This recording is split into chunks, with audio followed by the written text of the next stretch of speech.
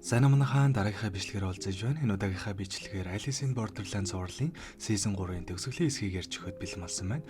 Ингээд шууд бичлэг рүү орцгоё. За өмнөх хэсэгт Arisome-ын тоглоомонд ялаад дууссан бол энэ удаа бид Usagi-г хааны үе Joe-г нь харцгаах болно. Манай хүн Alidini тоглоомонд оролцоод эхэлж гисэн бөгөөд нөгөө Matsuyama болон өөр хэдэн хүмүүстэй нэг үг болчихсон явж байгаа юм байна лээ.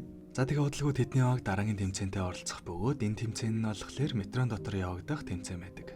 Дөрөв нь бас л маш энгийн. Тэдний суусан метро нийтдээ 8 хэсгээс бүрдсэн бөгөөд арын хэсгээс нь тоглоомоо эхлүүлж нэг нэгээр урагшилсаар байгаад хамгийн урт талд нь очиж чадах юм бол тоглоомыг ялна. Гэхдээ гол асуудал нь гэвэл уртлынхаа вагон руу орох болгонд автоматар төгжигдэж 30 секундын дараа хортхий эсвэл хүчил дөрөгч хоёрын аль нэг нь ялгарна. Тэдний тоглоомоо эхлүүлж буй вагоноос гадна нийтдээ 8 вагон байгаа бөгөөд 4 нь хортхий ялгаруулна.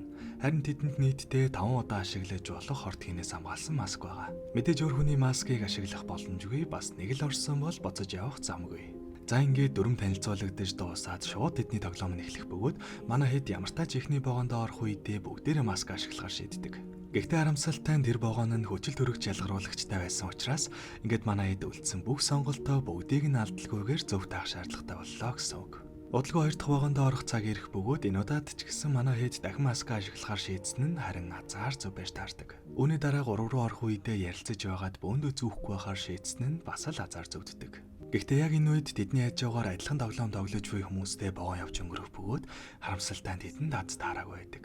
Ингэснээр манай хэд өдөг өртөл ямар ч баталгаатай арга биш зүгээр л азанд найдаж явсаар ирсэн бөгөөд энэ чигээрээ цааш явах юм бол удалгүй түрүүний хүмүүс шиг үхнэ гэдгээ мэдээд азанд найдах биш ямар нэгэн баталгаатай арга олохоор ярилцаж эхэлдэг. Гэтэл азар тэдний багийн нэг хүн нь вагоны мэдлэг сайтай хүн байж таарад орж буй вагон болгоно нь өөр байгааг анзаарснаа хэлдэг. Ямар төрлийн вагон байгаагаас нь шалтгаалаад хийн боллон агуулах боломжтой боломжгүйг нь мэдж байгаа болохоор түүний ачаар ямартай ч 2 вагоныг аюулгүйгээр тавьж чаддаг. Гэхдээ яг 3 дахь авах гэтэл нөгөөх чинь сайн харж байснаа өө ин чин сүүлийн үеийн загвар нээсэн байна шүү дээ. Тэгэхээр миний таамаглал ерөөсөө баталгаатай биш гэсэн үг шүү гэж авдیں۔ Тэгээ ер нь бол энэний ачаар 2 вагон амжилттай давсан нь үнэн ч гэсэн яг үнэндээ шал өөр юм харж илээд байсан болохоор зүгээр л азар 2 удаа таарчихсан гэсэн үг. Ингэснээр тэд үлдсэн 3 вагоноо дахиад цүн сонгороо давах ёстой болох бөгөөд манай Усаги ихнийх рүү маска зүгөөд орохоор шийдтэл ягаад ч багийнх нь бүгдээрээ Усагиг дагаад маска зүгөөд ортол харамсалтай нөгөөх нь хүчил төрөгчийн хин ялгаруулдаг вагон байж таардаг. Энэ тэдний хувьд ингээд тоглоом дууссан гэсэн үг. За тэгээд өвлөн тодорхой олсон хүмүүс сандралдаж эхэлтэл нөгөө вагон сайн мэддэг нөхөр удалгүй түрүүний зөрсөн вагонтоо дахиад яг зэрэгэлдээ зөрөх цаг нь тохиж байгааг анзаарсныгаа бусдад аялдаг. Хэрвээ манайд эндээ үлдээж тоглоомоо үргэлжлүүлвэл өөхөх магадлал нь 50% учраас тийм сонголт хийхийн оронд зөрж өнгөрөх хажуугийн вагон руу амжиж үсэрч чадах юм бол нөгөө хэдийн тоглоом нь угаасаа дуусчихсан болохоор манайд орж вагоныг нь зогсоогоод тоглоомыг дуусгаж чадна гэсэн үг. За тэгээ угаасаа азанд найдаж байхаар өөртөө найдсан нь хамаагүй тэр сонголт учраас Усагигаас гадна хэд хэдэн хүн амжилттай өсрэлт хийж нөгөө вагон руу орч чаддаг. Мэдээж хэрэг зарим нь өсрэлтээ алдаж зарим зориглож чадлагүй байсаар дуустдаг л да.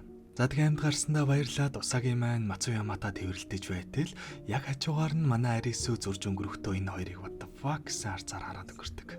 Өөрөөс нь болоод амнасаа золиод энд ирж байхад өөр залуутаа тэрвэрлдсэн байж байхлаар угаасаа харахчгүй л ах л та. Гэхдээ нэрээ манай Arisuгийн баг энэ тоглоомыг тоглохдоо нэг ч хүний алдалгүйгээр дуусгаж чадсан байна лээ. Яг ямар арга ашиглаж давсан юм бол? Комент хэсэгт хамгийн ихэнд гэж бичиж байхын оронд нэг удаа ч гэсэн тархиа ажилуулад ухаалаг комент бичиж арай утга учиртай лайк авбал уг нь хамаагүй л дээр бах та тий. За тэр ч яах вэ?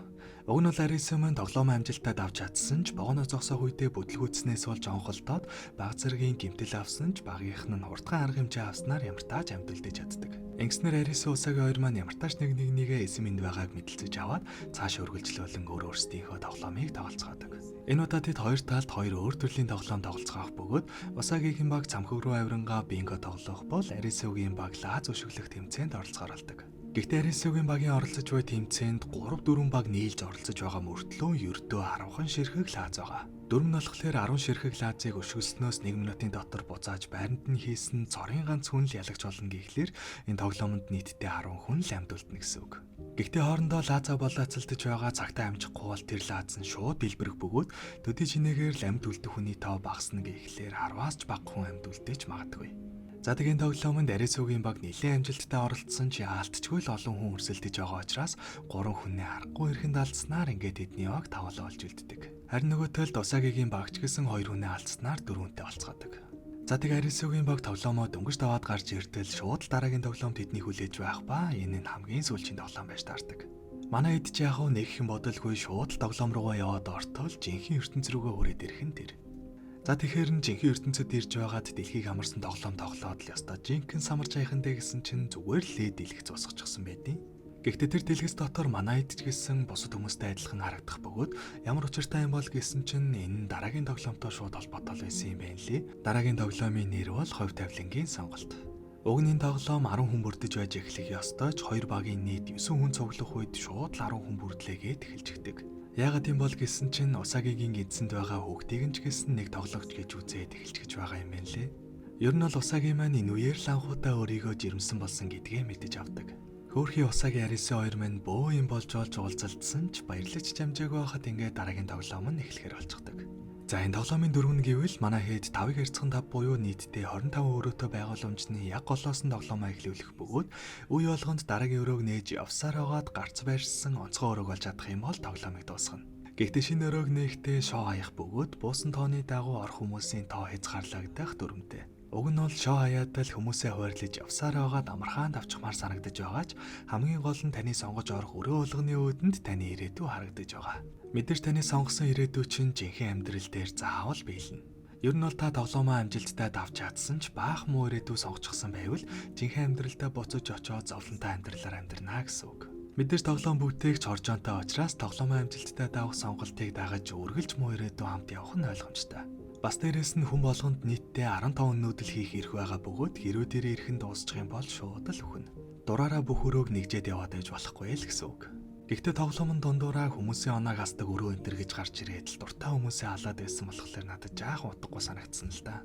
Тэг мэдээж ойлгомжтой тэр дөрмийн ачаар хэд хэдэн туслах дөрөд оноогоо алдааш тоглоомоо дуусгацгаадаг. Яг үтиг хөртөл явсан уг нь бас ч гэж танил болчихсон дөрүүд байсан болохоор хөөхөн уянгалах гэж үзсэн ч ямар манаа жишия нэтэр байгаа штэ нэг сүртэй нөлөөлөөгүй. Дэмэсийн тоглоомыг нэг үрчлэн ярьж цаг хүрэлгүй шууд төгсгөл хэсэг рүүгээ орцгоё.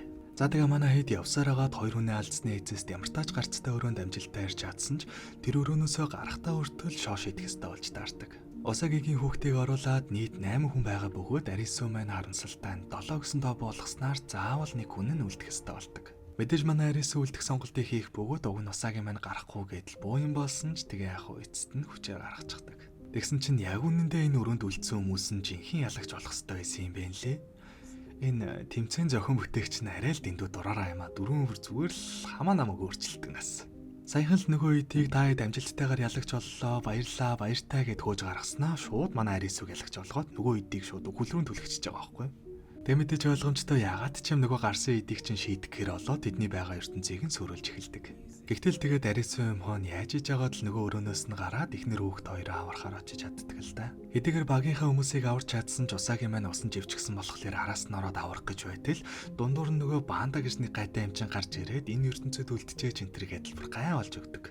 Мэдээж Арису юуг зөвшөөрөхөв шууд үгүйгээ татгалзсан чинь нөгөөх нь уурандаа жинхэнэ ертөнцид очиж Арисуг алах гэсэн чинь манаа нэг алдчихгүй л үгүй юм болохоор тэгэл зогсоочдөг л да. Тэгэхээр нь ерөөсөө л боли зүгээр л энэ ертөнцид дуусчихъя гэж бодоод яг буудах гэж байтал энэ ертөнцийнх нь жинхэнэ босс буюу Жокер нь гарч ирээд ямар ч өршөөлөхгүйгээр бандаг шууд цааш наруулчихдаг. Уг нь бол хөөрхий минь Арисуг энэ ертөнцид авч үлдээд байнга л сонирхолтой тоглоом энэ төр тоглуулаад л байлгаж явах сонирхолтой байсан юм шиг байгаа. Тэгээ яг хооронд нь Жокер шиг эрх мэдэлтэй байхаар тохиролцсон ч чадахгүй юм байж хитуулаараа жижирээд байсан болохоор эцэст нь ингээд жинхэнэ Жокер нь гарч ирээд түүнийг дуусгаж байгаа нь. За тэгээ үүний дараагаар Жокер Арисутай уулзаж өөрийнх нь хувь заяа миний гарт орсон гэдгийг хэлдэг.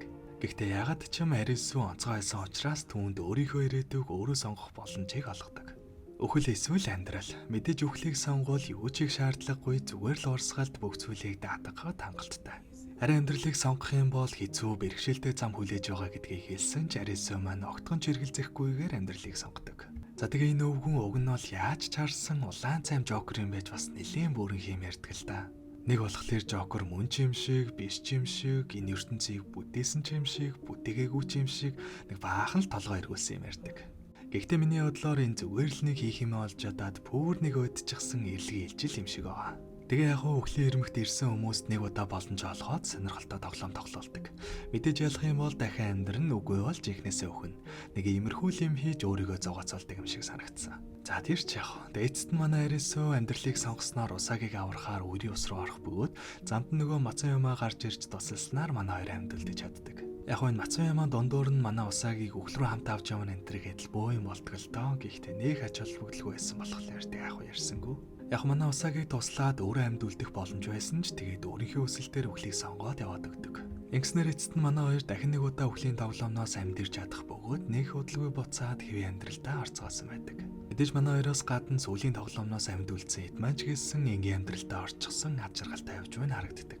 Харин киноны төгсгөлд Арисо маань эхний тоглоомноос амьд үлдсэн хэд буюу жинхэнэ нөгөө хуучны андууттайгаа халуун дотны яриа өрнүүлж буугаар кино манд дуусдаг.